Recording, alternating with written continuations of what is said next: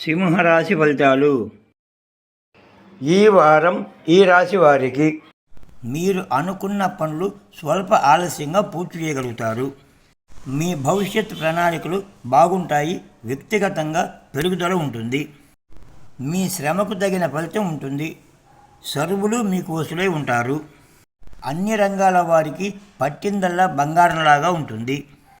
మీ బంధుమిత్రులు మీ అవసరాలకు తగిన సహాయం చేస్తారు. మీ రచనా వ్యాసంగం మంచి అభివృద్ధి చెందుతుంది. శ్రీ నవగ్రహ ప్రదక్షిణ చేసిన అనుకూలంగా ఉంటుంది.